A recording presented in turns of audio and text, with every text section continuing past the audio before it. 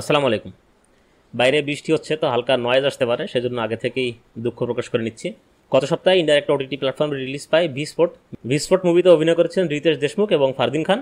আর ফারদিন খান বহুত দিন অভিনয় করে না, এরপরে উনি পরপর দুটো তিনটা কাজ করেছেন, হীরামন্ডি, খেল খেলমে এবং এরপরে ভি স্পোর্ট। আমি আগে দুইটার একটাও দেখিনি, হীরামন্ডিও দেখিনি এবং খেল খেলমেও দেখিনি। ভি স্পোর্টটা দেখলাম আজকে, ভালো লেগেছে তার কাজ। আর রিতেশ দেশমুখ আমার অলওয়েজ ফেভারিট একজন অভিনেতা, আমার কাছে খুব ভালো লাগে তার কমেডি থেকে শুরু করে অ্যাংরি ম্যান সব কিছুতেই তাকে বেশ মানানসই মনে হয় আমার কাছে। যাই হোক, এখন বেশি কথা না বলে আমি ভি স্পোর্ট মুভিটার স্টোরিটা একটু এক্সপ্লেন করার চেষ্টা করি। ফারদিন খান এবং রিতেশ দেশমুখকে নিয়েই মূলত মুভিটা বিল্ড করা। সাধারণত ফারদিন খানকে আমরা মুভিতে দেখে থাকি বড় লোকের ক্যারেক্টারগুলো প্লে করতে, কিন্তু ভি স্পোর্ট মুভিতে টোটালি তার ডিফারেন্ট ক্যারেক্টার সে প্লে করছে। সে একজন গরিব ট্যাক্সি ড্রাইভার, আর রিতেশ দেশমুখ অপোজিটে একজন ধনী ব্যক্তি, তিনি একজন পাইলট। মুভির শুরুতে দেখা যায় যে ফারদিন খান একটা ট্যাক্সি ড্রাইভার, তার একটা বন্ধুর সাথে কথাবার্তা বলছে ট্যাক্সিতে বসে। সেই বন্ধুটার নাম হচ্ছে মুনিয়ার সাথে সে কথা বলছিল এবং তখন বোঝা যায় যে ফারদিন খান অস্ট্রেলিয়া গিয়েছিলেন এবং তিনি সেখান থেকে আবার ফেরত চলে আসেন, কারণ তার মা হঠাৎ করে অসুস্থ হয়ে পড়ে। এখন তিনি ট্যাক্সি চালান। তার এলাকার যে সমস্ত বন্ধু বান্ধব যারা আছে তারা সবাই ড্রাগসের সাথে বা অস্ত্রের সাথে জড়িত, তারা গুন্ডাগার্দি এগুলো করে বেড়ায়।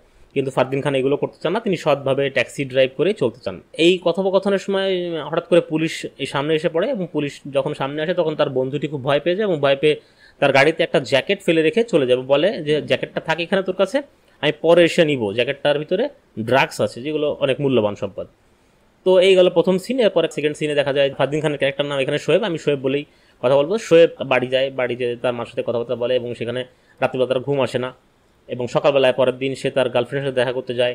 তার গার্লফ্রেন্ডের নাম লাকি এবং সেখানে সে অনেক সময় স্পেন্ড করে এবং এরপরে দেখা যায় লাকির বাসায় এসে ঘুমিয়ে পড়ে। লাকি একটা রেস্টুরেন্ট বা ক্যাফেতে জব করে, সেই ক্যাফেতে যেতে দেরি হয়ে যায় কারণ তার বয়ফ্রেন্ডের সাথে সে সময় কাটাচ্ছিল। ফারদিন খান যখন তার গার্লফ্রেন্ডের বাড়িতে ঘুমিয়ে থাকে তখন সেই সময় ফারদিন খানের কাছে একটা ফোন আসে, অর্থাৎ শোয়েবের কাছে একটা ফোন আসে এবং ফোনে জানানো হয় যে শোয়েবের বাড়ি আগুন লেগে গেছে।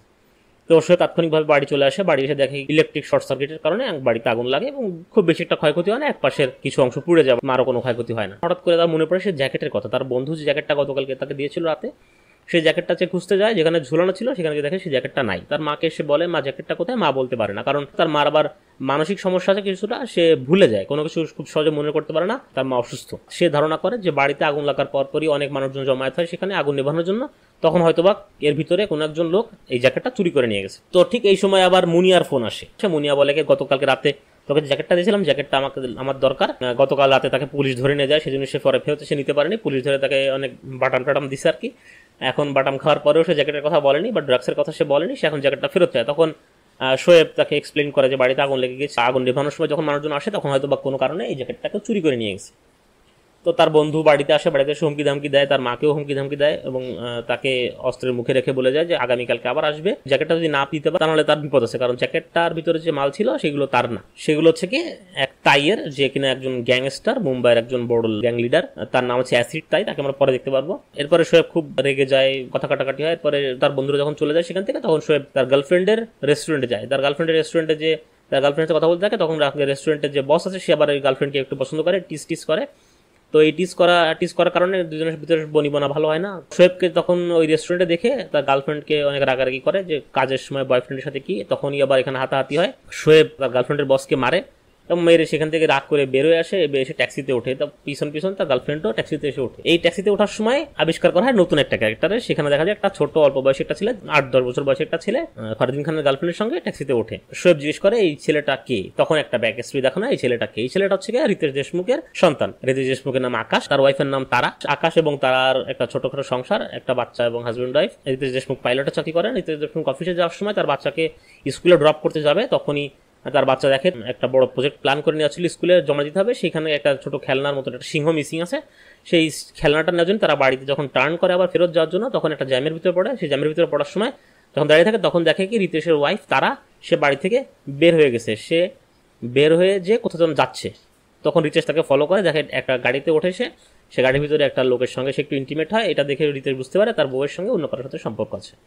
তো এটা দেখে সে বাড়ি আর যায় না, তার বাচ্চাকে নিয়ে সেই গাড়িটাকে ফলো করতে দেখে একটা হোটেলের সামনে থামে এবং সেই হোটেলে যায় একটা রুম বুক করার জন্য। তখন রিতেশ কি করবে, হতভম্ব হয়ে যায়, সবকিছু ভেবে চিন্তা না পেয়ে রিতেশ তখন ওই রেস্টুরেন্টে আসে যে রেস্টুরেন্টে এলাকা চাকরি করে। সেই রেস্টুরেন্টে এসে বাচ্চাটাকে বসিয়ে রেখে এলাকাকে বলে আপনি বাচ্চাটাকে একটু দেখেন, আমি একটা মিটিং সেরে আসতেছি। কিন্তু রাজি হয় না। তখন এলাকি কিছু টাকা পয়সা দেওয়ার চেষ্টা করেন, তাতেও রাজি হয় না। এরপর সব বুঝিয়ে বলে সে বাইরে যে আমার ওয়াইফের সাথে এরকম সমস্যা হচ্ছে, তো আমি একটু সেটা ইনভেস্টিগেট করতে চাচ্ছি, আপনি বাচ্চাটাকে দিয়ে একটু খেয়াল রাখেন। এরপর আকাশ সেখান থেকে আবার সেই হোটেলে যায়, যে হোটেলে তার ওয়াইফ এবং তার ওয়াইফের বয়ফ্রেন্ড উঠেছিল, সেই হোটেলে যে একটা রুম বুক করে এবং হোটেলের একজন স্টাফকে কিছু টাকা পয়সা দিয়ে কোন রুমে তারা আছে সেটা খুঁজে পায় এবং সেখানে যে তাদেরকে ইন্টিমেট অবস্থায় হাতে নাতে ধরে। আর তার ওয়াইফের যে বয়ফ্রেন্ড আছে তার নাম জাভেদ, তার সাথে হাতাহাতি হওয়ার পরে সেখানে তার ওয়াইফ বলে যে তাকে সে ভালোবাসে, তাকে সে বিয়ে করবে, কয়েকদিন ভিতরে রিতেশকে সে ডিভোর্স দিয়ে দিবে। কারণ রিতেশ দেশমুখ পাইলট, এই কারণে সে বাড়িতে সময় দিতে পারে না, দেশের বাইরে বেশিরভাগ সময় থাকে, তো এই কারণে তার একাকিত্ব বোধ হয়, এই জন্য সে তার বয়ফ্রেন্ডের সাথে এখন নতুন একটা রিলেশনে আছে যে তাকে অঢেল সময় দিচ্ছে।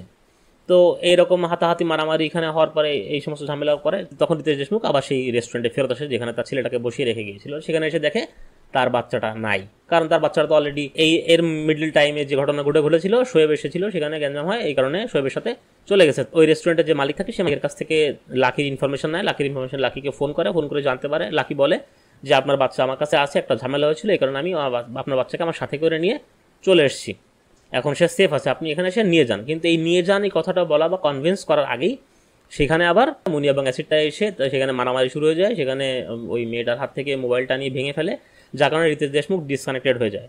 রিতেশ দেশমুখ ধরে নেয় যে তার বাচ্চা কিডন্যাপ হয়ে গেছে। তখন রিতেশ দেশমুখের ওয়াইফও সেখানে আসে, সেও জানতে পারে যে বাচ্চা কিডন্যাপ হয়ে গেছে। অপোজিটে দেখানো হয় যে মুনিয়া এবং অ্যাসিড তাই যারা এসেছিল, জ্যাকেটের পকেটে যে ড্রাগ ছিল সেগুলো ফেরত চায়, কিন্তু ফারদিন খানের কাছে তো সেগুলো নাই। তখন একটা মুহূর্তে লাকিকে অ্যাসিড দিয়ে ঝলসে দেওয়ার হুমকি দেওয়া হয়। ফারদিন খান কি করবে, হঠাৎ করে একটা মাথায় বুদ্ধি আসে, তখন ওই বাচ্চা ছেলেটাকে নিয়ে সামনে এসে বলে এই বাচ্চা ছেলেটা আমাদের কাছে আছে, এর বাবা অনেক ধনী, একে কিডন্যাপ করেছি, এই কথা বলে এর বাবার কাছ থেকে আমরা মোটা অঙ্কের টাকা কিন্তু নিতে পারবো, সেক্ষেত্রে আপনার এই যে ড্যামেজটা হয়েছে, ড্রাগসটা হারিয়েছে, এইটা কিন্তু কাভার হয়ে যাবে। তখন সেই মহিলা তাকে বলে যে ঠিক আছে, একে জিম্মি করে 2 কোটি টাকা এনে আমাকে দেবে, তা না হলে সবাইকে মেরে ফেলবো, এরকম একটা হুমকি দিয়ে চলে যায়। আবার অপোজিটে রিতেশ দেশমুখ তো কাউকে ফোনে পাচ্ছে না, কারণ এদিকে লাকির যে ফোন নাম্বারটা সে ম্যানেজ করেছিল সেই ফোনটাতে ভেঙে ফেলেছেন। এই কারণে রিতেশ দেশমুখ তার এয়ারপোর্টের একজন পুলিশ অফিসারকে ফোন দেয় এবং তার কাছে কিছু সহযোগিতা চায়।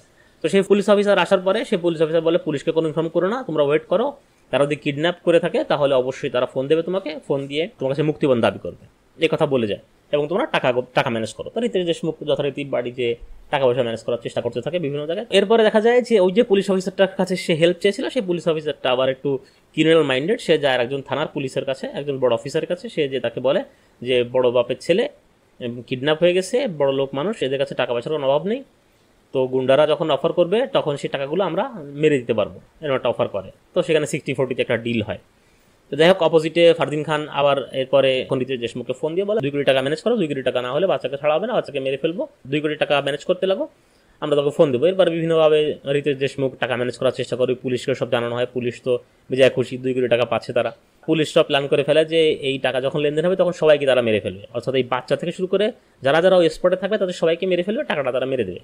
এই ফাঁকে আবার ফারদিন খানের মা, তার আবার হঠাৎ করে মনে পড়ে যায় সে তো একটা জ্যাকেট আলমারিতে রেখে দিয়েছিল, যখন আগুন লাগে বাড়িতে তখন একটা জ্যাকেট আলমারিতে রেখে দিয়েছিল। সে ফারদিন খানকে ডেকে বলে জাভেদ, এই দেখ একটা জ্যাকেট তুই আমাকে দিয়ে গেছিলি, এই জ্যাকেটটা আমি রেখে দিয়েছি আলমারির ভিতরে। তার তো মনে থাকে না অনেক কিছু, সে হঠাৎ করে মনে পড়ে। তখন সে জ্যাকেটটা যখন ফেরত পায় তখন ফারদিন খান তার বন্ধুকে যে বলে যে জ্যাকেটটা পাওয়া গেছে, এখন কি করবো। তখন তারা অ্যাসিড তাইয়ের কাছে যায়, অ্যাসিড তাই বলে কি জ্যাকেট পাওয়া গেছে কোনো সমস্যা নেই, টাকা তোমাকে নিতেই হবে, টাকা যেহেতু কথা একবার বলে দিচ্ছি টাকা তোমাকে নিতে হবে, এখান থেকে তোমাকে 20% দিয়ে দেবো, যাও। তো এরপরে টাকা লেনদেনের সময় আসে, তখন পুলিশ তো রিতেশ দেশমুখকে নিতে চায় না, কারণ পুলিশ তো প্ল্যান করেছে যে সবাইকে মেরে ফেলবে সেখানে যাওয়ার পরে, যেহেতু সবাই গুন্ডা, সবাইকে মেরে ফেললে পুলিশকে কোনো জবাবদিহি করতে হবে না। রিতেশ দেশমুখ জোর করে যে সেখানে সে যাবে, রিতেশ দেশমুখ সেখানে যায় এবং ফারদিন খানরা লুকিয়ে থেকে তাকে ফোন করে বলে যে তুমি একা আসো ব্যাগ ভর্তি টাকা নিয়ে, এসে একটা ডাস্টবিনে ফেলে দিতে বলে, একটা ডাস্টবিনে ফেলে তুমি সেখান থেকে চলে যাও।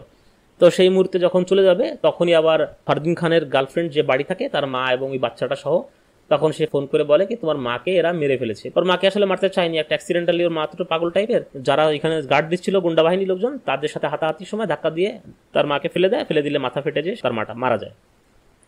তো ফারদিন খান যখন শুনতে পারে যে তার মা মারা গেছে, তার মাকে তারা মেরে ফেলেছে, তখন সে উত্তেজিত হয়ে যায় এবং সে উল্টো সাথে যারা এসেছিল গুন্ডার গ্রুপের লোকজন তাদেরকে গুলাগুলি শুরু করে দেয়, এবং মেলার ভিতরে যখন গুলাগুলি শুরু করে তখন এখানে একটা হুটোপুটি লেগে যায়। তখন এক সাইড দিয়ে পুলিশ বাহিনী, মাঝখানে ফারদিন খান, এক সাইডে গুন্ডা বাহিনী, 3 বাহিনীর ভিতরে গুলাগুলি শুরু থাকে। আর রিতেশ দেশমুখ এক জায়গায় লুকিয়ে লুকিয়ে সবগুলো দেখতে থাকে, কারণ তার কাছে তো কিছু করা নাই, সে একজন সাধারণ সিভিলিয়ান। তো এই সময় ফারদিন খানও গুলি খায়, গুন্ডা বাহিনী সবাই মারা যায়।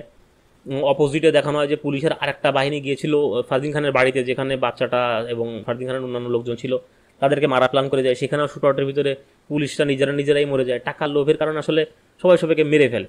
ওই যে মেলার স্থানে যেখানে শুট আউট হচ্ছিল, যেখানে সবাই জমায়েত হয়, সেখানে শুট আউটের ভিতরে ফারদিন খানের গুলি লাগে। ফারদিন খানের সাথে যারা এসেছিল গ্যাংয়ের লোকজন তারা সবাই মারা যায় পুলিশের গুলিতে, এবং শেষ পর্যন্ত পুলিশের যে অফিসারটা যে মূলত হেল্প করছিল, অর্থাৎ ফলস হেল্প করছিল টাকা মেরে দেওয়ার উদ্দেশ্যে, সে বেঁচে থাকে এবং সে একজনের সাথে ফোনে কথা বলতে থাকে, যেটা রিতেশ দেশমুখ পিছন থেকে শুনে ফেলে। কারণ রিতেশ দেশমুখ এই ফাইটের ভিতরে ছিল না, গোলাগুলির ভিতরে ছিল না, সে পিছনে এক জায়গায় লুকিয়েছিল একটা স্টেজের পিছনে।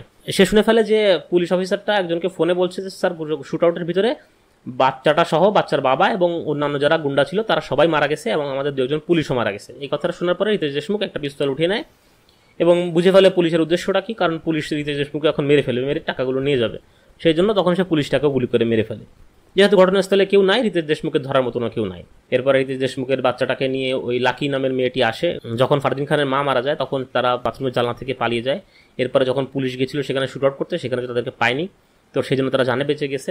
বাচ্চাটাকে ফেরত পাওয়ার পরপরই মুভিটা এখানে শেষ হয়ে যায়। এরপরে দেখানো যায় পরে একটা সিন, রিতেশ দেশমুখের সাথে তার ওয়াইফের ডিভোর্স হয়ে গেছে। রিতেশ দেশমুখ লাগেজ নিয়ে চলে যাচ্ছে সেই বাড়িটা ছেড়ে এবং তার বাচ্চাকে বলেছে প্রতি স্যাটারডে সানডে তার সাথে দেখা করবে। পরে দেখা যায় যে সে একটা ট্যাক্সিতে ওঠে, ট্যাক্সি ড্রাইভারটা হচ্ছে ফারদিন খান। তো এখানে মূলত মুভিটা শেষ। তো এক কথা বলতে গেলে ভিস্ফোর্টের টাইম ডিউরেশন খুবই টাইট, 2 ঘন্টা 10 মিনিটের একটা ফিল্ম। ফারদিন খানকে বহুদিন পর দেখে ভালো লাগছে। রিতেশ দেশমুখ তো বরাবরই ভালো অভিনয় করে, তবে যারা লেডিস অভিনেত্রী ছিল তারা আসলে অতটা দক্ষ না। তারপর ফারদিন খানের গার্লফ্রেন্ডের ভূমিকায় যে অভিনয় করেছে সে ভালো অভিনয় করেছে। এছাড়া অন্যান্য ক্যারেক্টারগুলো বেশ ভালো ছিল। এই ছিল আজকের মুভির গল্প। আমি কেমন করে বলতে পেরেছি জানি না, একটু আগে মুভিটা দেখলাম, কোনো স্ক্রিপ্ট ছাড়াই আসলে স্টোরিটা বলার চেষ্টা করেছি আপনাদেরকে। যদি মুভিটা ডাউনলোড করতে আপনার কোনো সমস্যা হয় তাহলে অবশ্যই আমার টেলিগ্রাম গ্রুপ জয়েন করবেন। আমার টেলিগ্রাম গ্রুপে মুভিটির বাংলা এবং হিন্দি 2টা ভার্সনই পাওয়া যাবে। আমি বাংলা ভার্সনই দেখেছি, এটা অফিসিয়াল বাংলা ডাব, ডাবিংটা প্রফেশনাল ডাবিং হচ্ছে, যেটা অফিসিয়াল ডাব। আপনারা বাংলা ডাবিংও দেখতে পারেন, বাংলা ডাবিং দেখতে ভালো লাগবে। যদি মুভিটা দেখে থাকেন তাহলে অবশ্যই কমেন্ট করে জানাবেন কেমন লেগেছে মুভিটা আপনাদের কাছে। আমার কাছে তো বেশ মোটামুটি ওয়ান টাইম ওয়াচ হিসেবে ভালোই লেগেছে। তো দেখা পরবর্তী ভিডিওতে, ভালো থাকবেন সবাই, বাই।